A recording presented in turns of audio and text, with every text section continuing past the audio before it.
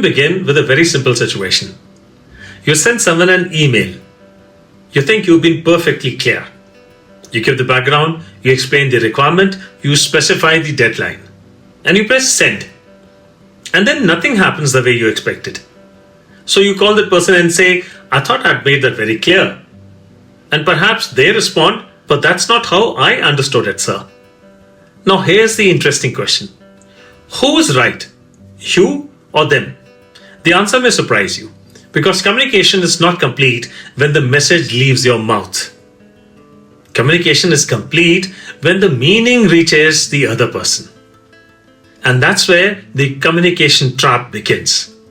We confuse expression with communication. We think, I explained it, therefore they understood it. But those two things are not the same. You can speak for 10 minutes and communicate almost nothing, zilch. And sometimes one sentence can change the direction of an entire team. So today, let's explore what makes communication actually work. Here's a simple test. Imagine you are standing in front of a mirror. You look into it and see yourself. Now imagine communication is that mirror. Most of us look at what we said. Great communicators look at what the other person received. That's the difference. We ask, was I clear? But the better question is, what did they hear? Because every message passes through another person's experience, assumptions, emotions, vocabulary, expectations, and context. So the message you send and the message they receive may not be identical. Imagine sending someone a postcard. You write, meet me at the station at 6. Seems clear. But what station? Which entrance? 6 in the morning or 6 in the evening? And what happens if the person assumes the city has only one railway station? The problem isn't that the sentence was grammatically wrong. The problem is that context was missing. That's one of the biggest communication failures in organizations. We communicate from our context and assume everyone else shares it. They don't. Every communication has 3 worlds. World number 1, what I intended. What did I want to communicate? World number 2, what I actually said. What words, tone, and body language did I use? And world number 3, what they understood. What meaning did the other person actually take away? And here's the leadership trap. We judge communication by world number 1. But that's not what I meant. The listener experiences world number 3, and that's what drives behavior. So if world number 1 and world number 3 are different, we have a communication problem. Here's another metaphor. Communication is a bridge. The sender stands on one side, the receiver stands on the other. Your words are the structure you're using to cross the gap. But a bridge doesn't succeed because the engineer says, I have built it beautifully. It succeeds because people can actually cross it. That's communication. Your job isn't merely to construct a beautiful message. Your job is to make sure the other person can cross a distance between your intention and their understanding. One of the most dangerous words in leadership is obviously. Obviously they know. Obviously they understand. Obviously this is what I meant. Whenever you hear yourself saying obviously, pause. Because what is obvious to you may be completely invisible to someone else. A senior leader has context accumulated over 10 years. A new employee does not. A founder knows the history behind a decision. A new manager does not. A parent knows what they mean by a certain expression. A child hears something completely different. Communication fails when we transfer information without transferring context. Think about a traffic signal. Red means stop, green means go. Why does it work? Because everyone shares the same meaning, same perception. Now imagine if every driver had a different interpretation of red. One person thinks, slow down. Another thinks, proceed carefully. Another thinks, stop only if someone is crossing. Chaos. Organizations can sometimes operate exactly like that. Words such as urgent, soon, important, high priority, ASAP, they sound precise, but they are actually ambiguous. For one person, ASAP means within an hour. For another, by the end of the day. For another, sometimes this week, the solution isn't always more communication. Sometimes it's more precise communication. Let's make this more practical. I want to introduce a simple framework. The 4 C's. C number 1, clear. What exactly am I trying to say? Strip away unnecessary language. Don't make people work to discover your point. Number 2, concise. Say enough, not everything. A leader who gives 20 instructions when 5 are necessary creates cognitive noise. Clarity is often subtraction. 3, contextual. Give people the why. Don't just say we need this by Friday. Explain. We need this by Friday because the client presentation is on Monday. Suddenly, the deadline has a meaning. And number 4, confirmed. Don't assume understanding. Check it. Ask.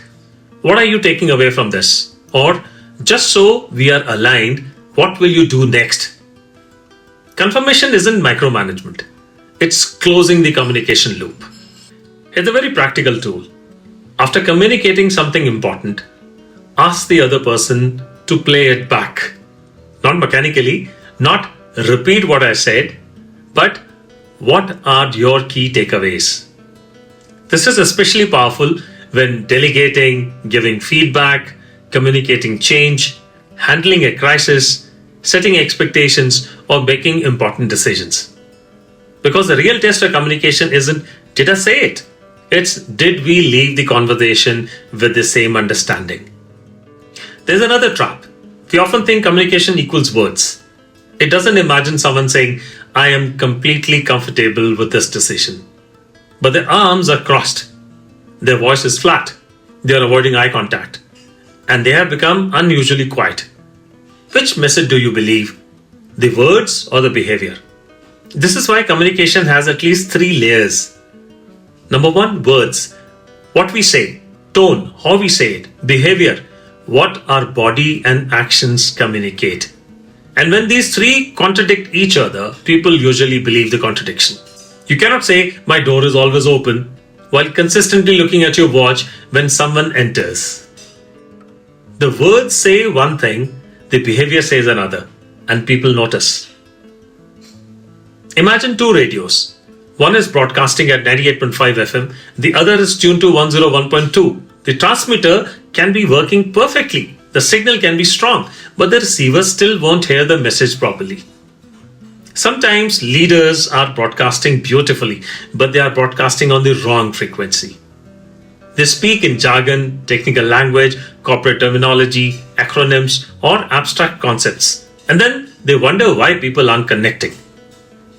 Great communicators change the frequency without changing the message.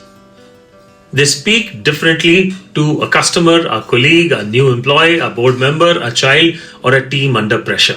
That's not inconsistency. That's communication intelligence. There's another reason certain leaders communicate so powerfully. They don't simply deliver information, they create meaning. Think about the difference between we need to improve customer service and think about the last time you were a customer waiting for someone to solve your problem. That's the experience we don't want our customers to have. Same objective, different emotional connection. Facts inform. Stories help people remember why the facts matter. And that's why great communicators don't simply answer what. They also answer why should I care. Before an important communication, ask yourself 3 questions. Number 1, what do I want them to know? The information. What do I want them to understand? The meaning. What do I want them to do? The action. But there's a 4th question that many leaders forget. What do I want them to feel? Because emotion influences what people remember. If you're announcing change, perhaps you want them to feel confident. If you're correcting behavior, you want accountability without humiliation. If you're inspiring a team, you want possibility. Communication becomes much more powerful when we design not only the information, but the experience. Here's another leadership lesson. After you have communicated something important, stop. Don't immediately fill the silence.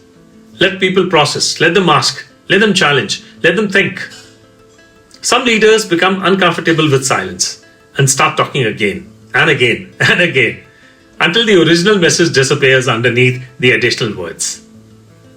Sometimes the best communication happens after you stop speaking. So here's the complete process. Intent. What do I actually want to achieve? Frame.